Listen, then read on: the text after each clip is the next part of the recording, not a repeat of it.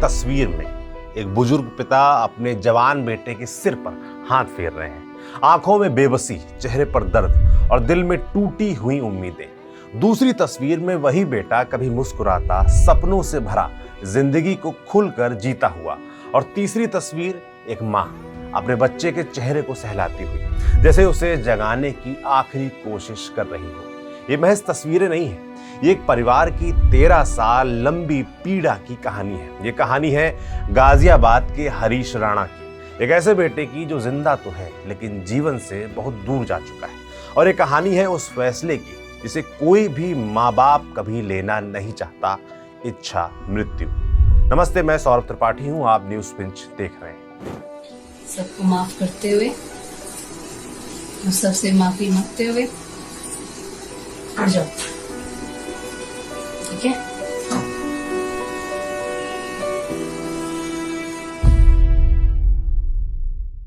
गाजियाबाद के रहने वाले हरीश राणा कभी एक होनहार छात्र थे। पंजाब यूनिवर्सिटी में से बीटेक कर रहे थे, पढ़ाई में टॉपर थे और उनके सपने बहुत बड़े थे। लेकिन 2013 में एक हादसे ने सब कुछ बदल दिया। वे हॉस्टल की 4थी मंजिल से गिर गए। इस हादसे के बाद उनका पूरा शरीर लकवाग्रस्त हो गया। डॉक्टरों ने इसे क्वाड्रिप्लेजिया बताया, यानी शरीर का कोई हिस्सा काम नहीं करता, ना हाथ, ना पैर, ना आवाज, बस सांसें चलती रहती हैं मशीनों और ट्यूब्स के सहारे। इन 13 सालों में सिर्फ एक चीज जिंदा रही, उम्मीद। परिवार ने हर संभव इलाज करवाया, पैसा खत्म हो गया, जमीन जायदाद बिक गई, लेकिन उम्मीद नहीं टूटी। हर दिन एक ही सवाल के साथ शुरू होता, शायद आज को चमत्कार हो जाए, लेकिन चमत्कार नहीं हुआ। बिस्तर पर पड़े पड़े शरीर में घाव बन गए, घाव इतने गहरे कि देखना मुश्किल।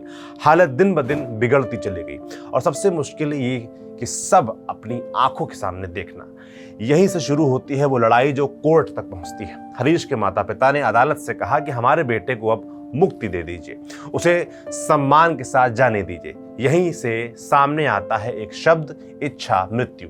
आसान भाषा में समझें तो जब किसी ऐसे मरीज को जिसकी बीमारी लाइलाज हो चुकी हो और जो असहनीय स्थिति में है, उसे कृत्रिम सहारे से जिंदा रखने के बजाय प्राकृतिक रूप से जाने दिया जाए, इसे ही इच्छा मृत्यु कहा जाता है। भारत में इसे लेकर बहुत सख्त नियम है। यहाँ एक्टिव यूथेनेशिया यानी किसी को दवा देकर मौत देना गैर कानूनी है, लेकिन पैसिव यूथेनेशिया यानी इलाज या लाइफ सपोर्ट को धीरे धीरे बंद करना कुछ शर्तों के साथ मान्य है। हरीश राणा का मामला इसलिए खास है क्योंकि पहली बार इन नियमों को इतने स्पष्ट और व्यवहारिक तरीके से लागू किया गया। लेकिन ये रास्ता आसान नहीं था। हाई कोर्ट से लेकर सुप्रीम कोर्ट तक लगाई गई थी गुहार। इस पर उसकी कहानी बताते हैं। 2024 में हरीश के माता पिता दिल्ली हाई कोर्ट गए। उन्होंने मांग की कि हरीश को दी जा रही फीडिंग और हाइड्रेशन बंद करने की अनुमति दी जाए, लेकिन अदालत ने मना कर दिया। कारण, हरीश वेंटिलेटर पर नहीं थे। पुराने कानूनों के हिसाब से उन्हें टर्मिनल केस नहीं माना गया, लेकिन परिवार रुका नहीं। उन्होंने दरवाजा खटखटाया देश की सबसे बड़ी अदालत सुप्रीम कोर्ट का। और फिर आया एक ऐतिहासिक दिन, 11 मार्च 2026। सुप्रीम कोर्ट की 2 जजों की बेंच, जस्टिस जेपी पारदीवाला और जस्टिस केवी विश्वनाथन, कोर्ट ने कहा कि सिर्फ वेंटिलेटर पर होना ही जरूरी नहीं है। अगर कोई व्यक्ति क्लिनिकली असिस्टेड न्यूट्रिशन और हाइड्रेशन यानी ट्यूब के सहारे जिंदा है तो उसे भी पैसिव यूथेनेशिया के दायरे में माना जाएगा। ये एक बड़ा बदलाव था। कोर्ट ने यह भी कहा कि यह फैसला right to die with dignity यानी सम्मान के साथ मरने के अधिकार के तहत आता है, जो कि संविधान के अनुच्छेद 21 का हिस्सा है। कोर्ट ने एम्स को निर्देश दिया कि पूरी प्रक्रिया बेहद सावधानी और गरिमा के साथ पूरी की जाए। कोई जल्दबाजी नहीं, कोई तकलीफ नहीं, सब कुछ एक तय मेडिकल प्रोटोकॉल के तहत। और फिर शुरू हुआ वो प्रोसेस जिसे समझना भी मुश्किल है। पहले फीडिंग ट्यूब से खाना बंद किया गया, फिर धीरे धीरे पानी देना भी रोका गया। ट्यूब शरीर में रहेगी लेकिन अब उसका इस्तेमाल नहीं होगा। ऑक्सीजन सपोर्ट पहले से ही नहीं था। ये कोई एक दिन का फैसला नहीं है, ये एक धीमी प्रक्रिया है, 2 से 3 हफ्तों की, जहां शरीर धीरे धीरे प्रकृति के हवाले हो जाता है। यहाँ एक सवाल उठता है कि क्या ये सही है? इस सवाल का जवाब आसान नहीं है, मगर इसे समझने के लिए हमें थोड़ा पीछे जाना होगा। भारत में इच्छा मृत्यु की बहस पहली बार 2011 में जोर से उठी। मामला था अरुणा शानबाग का। मुंबई के केईएम अस्पताल में वो नर्स थी। 1973 में एक वार्ड अटेंडेंट ने उन पर हमला किया और उनके साथ दुष्कर्म किया। इस हमले में लगी गंभीर दिमागी चोटों की वजह से अरुणा कोमा में चली गई और सालों तक उसी हालत में रही। उनकी स्थिति को देखते हुए 2009 में पत्रकार पिंकी विरानी ने उनकी ओर सुप्रीम कोर्ट में याचिका दायर की। मांग थी कि अरुणा की लाइफ सपोर्ट सिस्टम हटाई जाए और ताकि उन्हें प्राकृतिक मृत्यु मिल सके। इस केस में सुप्रीम कोर्ट ने पहली बार माना कि कुछ परिस्थितियों में पैसिव यूथनेशिया की अनुमति दी जा सकती है, लेकिन अरुणा को इसकी इजाजत नहीं दी गई। वजह यह थी कि वो बिना वेंटिलेटर के खुद सांस ले पा रही थी। आखिरकार 2015 में उनकी प्राकृतिक मृत्यु हो गई, लेकिन इस फैसले को लेकर भी सवाल उठे। समय के साथ इसकी आलोचना हुई और ये आलोचना बेवजह नहीं थी। फिर आया 2018 का कॉमन कॉज केस।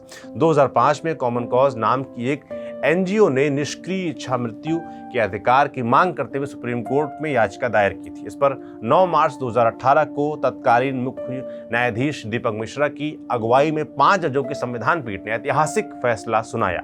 इस पीठ में justice AK Sikri, AM Khanwilkar, DY Chandrachud और अशोक भूषण भी शामिल थे। इसी सुनवाई के दौरान 2011 के अरुणा शानबाग फैसले की कमियों पर भी खुलकर चर्चा हुई। जस्टिस चंद्रचूड़ ने अपने विचार में साफ कहा कि उस फैसले में एक बुनियादी कमी थी। कोर्ट ने मरीज की जगह उन लोगों की राय को ज्यादा महत्व दे दिया जो उनकी देखभाल कर रहे थे, यानी नर्सिंग स्टाफ को एक तरह से निर्णय लेने वाला मान लिया गया। पहली नजर में ये मानवीय लग सकता है क्योंकि वही लोग सालों से उनकी सेवा कर रहे थे, लेकिन जस्टिस चंद्रचूड़ के मुताबिक यही सबसे बड़ी चूक थी। उन्होंने कहा कि किसी भी ऐसे फैसले में सबसे पहले और सबसे ऊपर मरीज की गरिमा, उसकी इच्छा और उसकी इंसानियत होनी चाहिए। सिर्फ देखभाल करने वालों की भावनाओं के आधार पर फैसला लेना असल सवाल से बचने जैसा है। असल सवाल ये होना चाहिए था, मरीज के लिए क्या बेहतर है, अगर वह बोल पाता तो क्या चाहता। यही सोच 2018 के फैसले की नींव बनी। सुप्रीम कोर्ट ने अपने फैसले में साफ किया कि अगर कोई मरीज लाइलाज बीमारी से जूझ रहा हो या वेजिटेटिव स्टेट में हो और सिर्फ लाइफ सपोर्ट सिस्टम के सहारे जिंदा हो, तो ऐसे में इलाज को रोककर उसे प्राकृतिक मृत्यु दी जा सकती है। इसे इच्छा मृत्यु नहीं बल्कि सम्मान के साथ मरने का अधिकार माना जाएगा। और यहीं से एक नई अवधारणा सामने आई, लिविंग विल। लिविंग विल यानी जब कोई व्यक्ति पहले से लिख कर जाता है कि अगर वो कभी ऐसी स्थिति में पहुंच जाए जहां ठीक होना संभव ना हो तो उसे लाइफ सपोर्ट पर ना रखा जाए। हालांकि हरीश राणा के मामले में कोई ऐसी लिविंग विल मौजूद नहीं थी। ऐसे मामलों में परिवार की सहमति ली जाती है। मेडिकल बोर्ड मरीज की स्थिति का आकलन करते हैं, 2 स्तर पर जांच होती है और पूरी प्रक्रिया कानूनी निगरानी में पूरी की जाती है। इसी तय प्रक्रिया के तहत हरीश राणा के मामले में भी फैसला लिया गया। यही वजह है कि यह मामला ऐतिहासिक है। अब जरा दुनिया की तरफ नजर डालते हैं। इच्छा मृत्यु सिर्फ भारत की बहस नहीं है, ये पूरी दुनिया में लोगों, सरकारों और अदालतों को उलझाने वाला सवाल रहा है। कहीं इसे इंसान की आजादी माना गया तो कहीं इसे कानून और नैतिकता के खिलाफ समझा गया। सबसे पहले बात करते हैं स्विट्जरलैंड की। यहाँ 1942 में ही असिस्टेड डाइंग यानी किसी की मदद से मौत को कानूनी मान्यता है, लेकिन एक शर्त के साथ, इरादा स्वार्थी नहीं होना चाहिए। यही वजह है कि यहाँ डिग्निटास जैसी संस्थाएं विदेशी लोगों को भी ये सुविधा देती हैं। अब आते हैं नीदरलैंड्स पर। 2002 में यहाँ एक कानून बना जिसके तहत अगर मरीज असहनीय दर्द में है और ठीक होने की कोई उम्मीद नहीं है तो डॉक्टर इच्छा मृत्यु दे सकते हैं। यहाँ तक कि 12 साल से ऊपर के बच्चे भी कुछ शर्तों के साथ ये फैसला ले सकते हैं। इसी साल बेल्जियम ने भी इसे कानूनी मान्यता दी। यहाँ तो नियम और भी आगे हैं। 2014 के बाद से गंभीर रूप से बीमार बच्चों को भी माता पिता की अनुमति से इच्छा मृत्यु की इजाजत है। कनाडा ने 2016 में मेडिकल असिस्टेंस इन डाइंग यानी MAID कानून लागू किया।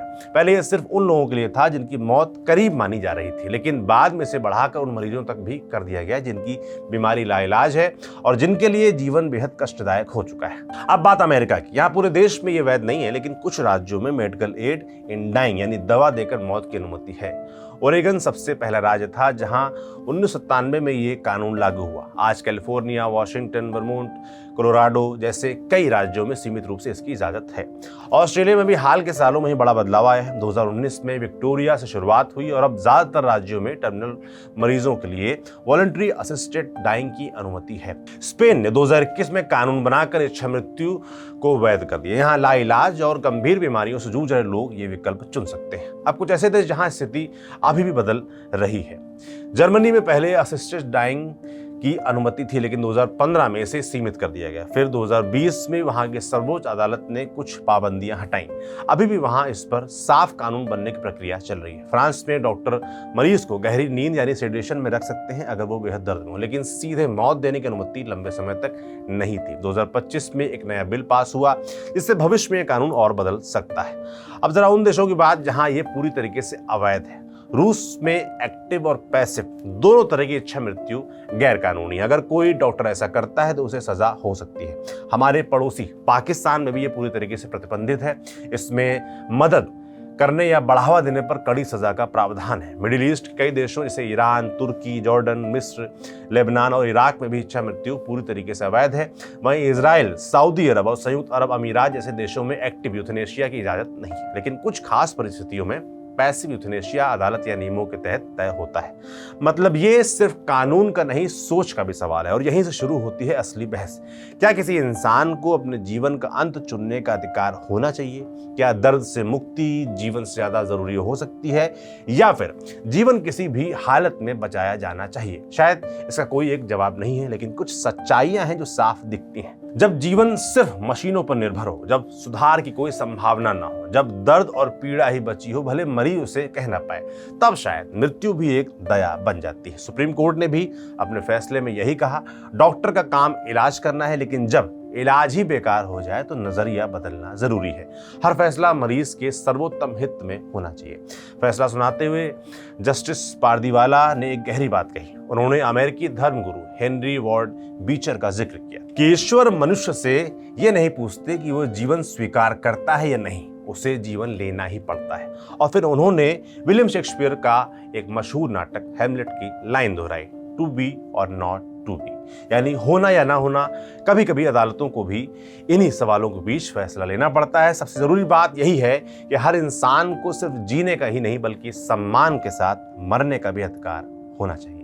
आपका इस पूरे मसले पर क्या सोचना है, क्या राय है, कमेंट बॉक्स में लिखकर जरूर बताएं। आपके लिए ये स्क्रिप्ट, ये रिसर्च की थी हमारी साथी खुशबू ने। मैं सौरभ त्रिपाठी हूँ, कैमरे के पीछे हमारे साथी सुधांशु। शुक्रिया।